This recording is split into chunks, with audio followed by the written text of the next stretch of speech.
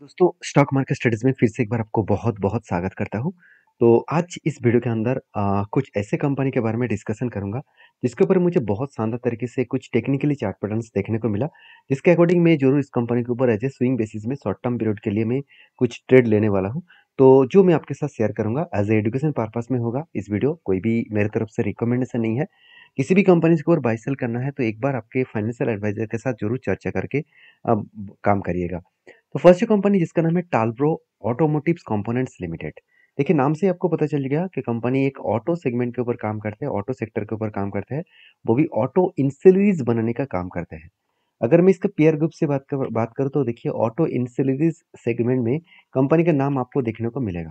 Company करीबन 2165 करोड़ के आसपास टोटल मार्केट कैप है, एक छोटा सा कंपनी है। फिर भी इस कंपनी में कुछ पोटेंशियल है, कुछ दम है, जो मैं आपको यहाँ पे डिस्कशन करूंगा। सबसे पहले देखिए कंपनी की जो कर्जा है वो ना के बराबर है। आरओसी भी बेस्ट है।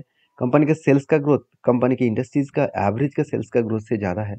और प्रॉफिट का ग्रोथ कंपनी के इंडस्ट्रीज के जो एवरेज है उससे ज़्यादा है। अगर खुद ही देख सकते हैं कंपनी का प्रॉफिट का ग्रोथ जो है, देखिए इंडस्ट्रीज का जितना है उसी के आसपास है और उससे भी ज़्यादा है। तो कंपनी में जो ग्रोथ है वो ग्रोथ बहुत स्ट्रांगली हो रहा है। और साथ ही साथ कंपनी का क्वार्टर रिजल्ट भी देखिए 137, 158, 183 एंड 204। मतलब हर साल में खुद का जो सेल्स का ग्रोथ है वो लगातार बढ़ते चले गए। और यही लगातार बढ़ने के कारण यहाँ पे जो पोटेंशियल कंपनी के ऊपर देखने को मिला वो अच्छा खासा जर्नी करने के लिए काफ़ी है। बाकी कंपनी के एक्सपेंस मिटाने के बाद नेट प्रॉफिट जो है वो भी देख सकते हैं 10 करोड़, 12 करोड़, 17 करोड़, 21 करोड़। तो एक अलग लेवल का कंपनी का नेट प्रॉफिट यहाँ पे देखने को मिले, जो नेट प्रॉफिट कंपनी को आगे बढ़ाने के लिए काफ़ी है और जर्नी करने के लिए काफ़ी है। तो कंपनी के अर्निंग पर शेयर के बारे में बात करें तो देखिए कंपनी 1.6 मतलब रुपीस के आसपास था। उसके बाद 1.93 बने, 2.28 2.82 बने, अभी 3.34 बने। मतलब एक अलग लेवल का नेट प्रॉफिट भी यहाँ पे सॉरी अर्निंग पर शेयर भी देखने को मिला। हर दिशा में जब कोई कंपनी अच्छा खासा परफॉर्मेंस करे तो उसके चार्ट के ऊपर आपको फोकस होना चाहिए। कोई भी पैटर्न्स मिले तो उस पैटर्न्स के अकॉर्डिंग आपको कुछ पॉजिटिव पैटर्न्स अगर मिले उसके ऊपर कुछ डिसीजन मैं जरूर लेता हूँ। मेरे डिसीजन यहाँ पे क्या बना मैं एक बार आपके साथ शेयर करता हूँ। आप देख सकते हैं टालब्रो ऑटो कंपोनेंट्स के ऊपर यहाँ पे एक पैटर्न क्रिएट हुआ जो कुछ इस तरीके से पैटर्न्स बने। पहले बिग कप बने, उसके बाद एक छोटा सा हैंडल पैटर्न बने। मतलब cup with handle pattern complete हुआ, उसके बाद फाइनली ब्रेकआउट हुआ और फाइनली उसके ऊपर ब्रेकआउट कंफर्मेशन भी हो चुके थे। उसके बाद रिटेस्ट किया। जब रिटेस्ट किया इस जगह पे क्या बना, एंट्री बना मेरा। और मैं टारगेट किस लेवल तक लेके चलूंगा, जो इसका कप का लेवल है, जिसका कप का रेंज है, इसी रेंज के अकॉर्डिंग देखा जाए तो कंपनी के ऊपर एक बेस्ट तरीके से यहाँ पे टारगेट यहाँ पे मिलने वाला है। तो जो टारगेट मिलने वाला है वो किस लेवल तक हो सकता है, 470 रुपीज तक जा सकते हैं। जो टारगेट निकल कर रहा है करीबन 35% के आसपास। तो इसीलिए मैं इस कंपनी के ऊपर बुलिश हूँ। और आपके क्या व्यू है जरूर मुझे कमेंट्स करके बताना। नेक्स्ट जो कंपनी उसका नाम है कल्याण ज्वेलर्स लिमिटेड। बेसिकली कल्याण ज्वेलर्स लिमिटेड के बारे में बात करें तो कंपनी कोई छोटे मोटे कंपनी तो है नहीं। कंपनी अभी इंडिया के second largest jewellery making company बन चुके हैं, क्योंकि इसका मार्केट कैप 63,000 करोड़ के आसपास पहुंच चुके हैं। और कंपनी करीबन 3 गुना रिटर्न दे चुके हैं एक साल के अंदर अंदर। तो यही कारण के वजह से कंपनी का मार्केट कैप भी इतना बढ़ चुके हैं। क्या कंपनी में सही में अभी कुछ डिसीजन में लेने वाला हो। देखिए कुछ भी डिसीजन लेने से पहले, किसी भी कंपनी के ऊपर काम करने से पहले सबसे पहले मैं वैल्यूएशन को चेक करता हूँ। इस कंपनी का वैल्यूएशन मुझे बहुत हाई लगा, क्योंकि 100 रुपीज़ तक चला गया। 1 रुपये कमाने के लिए 100 रुपीज़ देना मेरे लिए बहुत हाई वैल्यूएशन है। क्योंकि इसका पेयर ग्रुप के बारे में बात करूँ, देखिए बाकी सारे कंपनीज के पी रेशियो के हिसाब से एवरेज पी रेशियो निकल कर रहा है 37 और कंपनी का पी रेशियो 100 के आसपास। और यही एक कारण है जिस कारण की वजह से कंपनी जिस तरीके से फोमो बाइंग हो रहा था, तो कुछ ना कुछ करेक्शन हो सकता है। तो देखिए करेक्शन एक बार नहीं 2-3 बार करेक्शन भी दिखाया।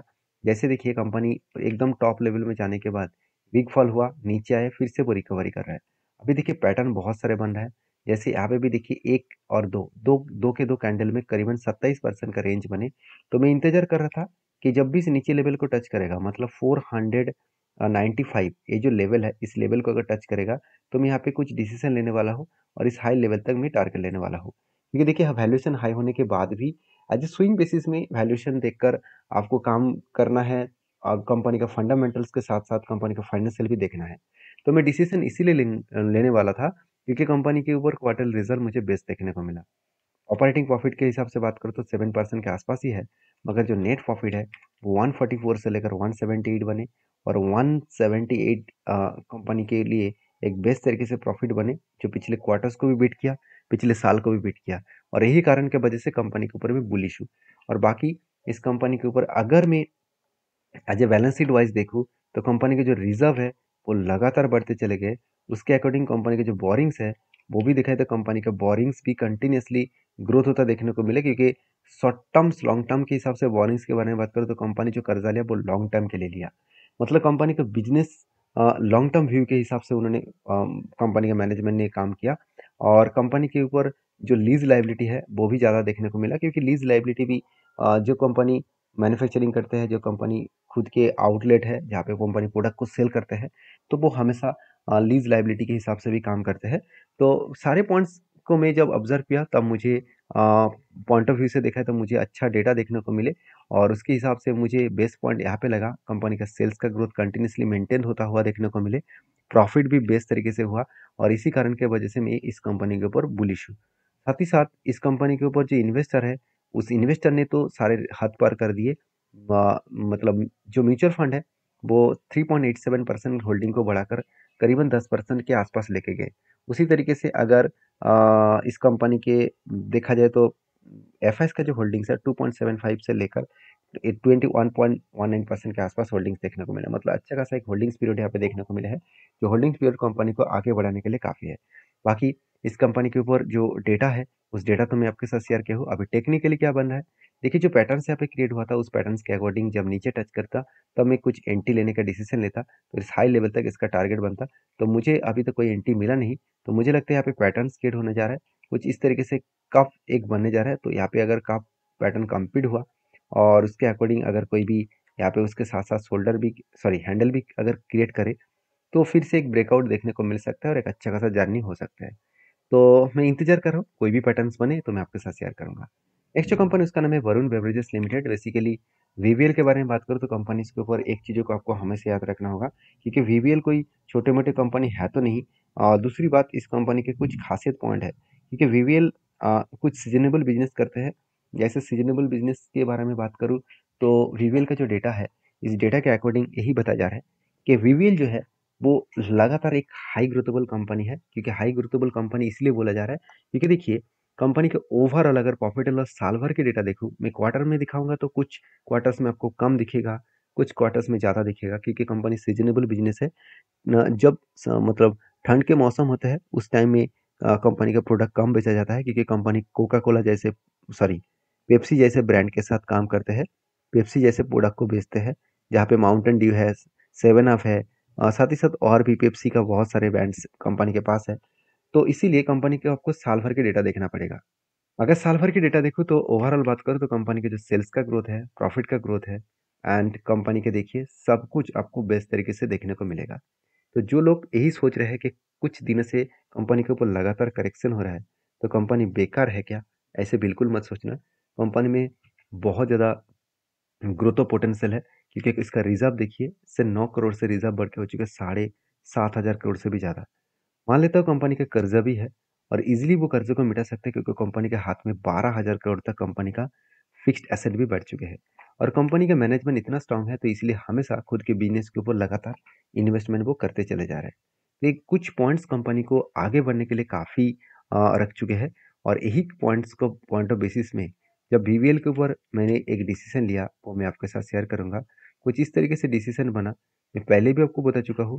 जब कोई रेंज बनता है, मतलब जब कोई इस तरीके से रेंज क्रिएट होता है, एक ही रेंज के ऊपर कुछ टाइम बिताने के बाद ब्रेकआउट होता है, तो मैं रिटेस्ट करने के लिए इंतजार करता हूँ। तो यहाँ पे क्या हुआ, रिटेस्ट किया और इस जगह पे एक एंटी बना है, और कंपनी का टारगेट एक लंबा सा लेकर चल रहा हूँ, क्योंकि 1:3 रेशियो के बेसिस में यहाँ पे मैं टारगेट लेकर चल रहा हूँ। और बड़े से बड़े दिग्गज इन्वेस्टर ने इसका टारगेट रखा, जैसे जेफरीज ने इस कंपनी के ऊपर 1850 लेवल तक इसका टारगेट रखा है। तो मैं उससे ऊपर ज़रूर लेके चलूँगा, तो देखा जाएगा क्या होने वाला है, क्योंकि कंपनी एक ही जगह पे ट्रेड कर रहा है। तो मेरे हिसाब से जिस तरीके से करेक्शन हुआ, 200 डेज़ मूविंग एवरेज का इसका सपोर्ट मिला और उसके बाद बैक कर रहा है, मतलब यहाँ से एक बाउंस बैक करने का चांसेस बहुत ज़्यादा है। बाकी इस कंपनी के ऊपर जो डेटा है, जो ओपिनियन है, वो मैं आपके साथ रख चुका हूँ। बाकी आपके क्या ओपिनियन है, मुझे कमेंट्स करके बता सकते हैं। नेक्स्ट जो कंपनी है, उसके बारे में बात करूँ, उसका नाम क्या है? उसका नाम है बोनदादा इंजीनियरिंग लिमिटेड्स। तो बेसिकली 7,500 करोड़ के आसपास कंपनी है और इस कंपनी के बारे में एक चीज़ मैं बता दूं, कंपनी के ऊपर गुड अपडेट ये है कि कंपनी स्प्लिट एंड बोनस लेकर हाजिर हुआ है। तो कंपनी सॉरी स्प्लिट लेकर हाजिर हुआ है। कंपनी 2 तारीख को आपको स्प्लिट देने वाला है, हर एक के बदले कंपनी आपको 5 देने जा रहा है। तो इतनी स्प्लिट क्यों देने जा रहा है, क्योंकि कंपनी का चार्ट देखेंगे तो आपको कुछ अ, अलग डेटा दिखेगा। 156 से लेकर करीबन 3,500, मतलब अगर 3,500 को मैं 150 से डिवाइड करूँ तो ऑलमोस्ट 23 टाइम्स कंपनी रिटर्न दे चुके हैं। 20 टाइम्स रिटर्न एक सालों में, तो ये तो नाइंसाफ़ी है। तो इस तरीके से बहुत सारे लोगों का कमेंट्स भी होगा कि सर पहले बता दिया होता इस कंपनी के बारे में, तो हम लोग तो इस यहाँ से अच्छा खासा पैसा कमा लेते। देखिए, मैं हमेशा बोलता हूँ कि कोई भी कंपनीज़ के ऊपर निवेश करने से पहले आपको इसके ऊपर डीपली रिसर्च करना होगा। मैं भी इस कंपनी के ऊपर कोई भी निवेश नहीं किया और जो बोनस का अनाउंसमेंट किया है, सॉरी जो स्प्लिट का अनाउंसमेंट किया गया है, उसके अकॉर्डिंग भी कोई भी निवेश नहीं करूँगा। क्योंकि मैं सिर्फ एज़ ए इन्फॉर्मेशन के हिसाब से मैं आपके साथ शेयर किया हूँ। अगर आपको काम करना है, तो आपके जो सेविरिस्ट एडवाइज़र है, उसके साथ एक बार बातचीत करके काम करिएगा। मिलते हैं नेक्स्ट वीडियो में, तब तक के लिए धन्यवाद।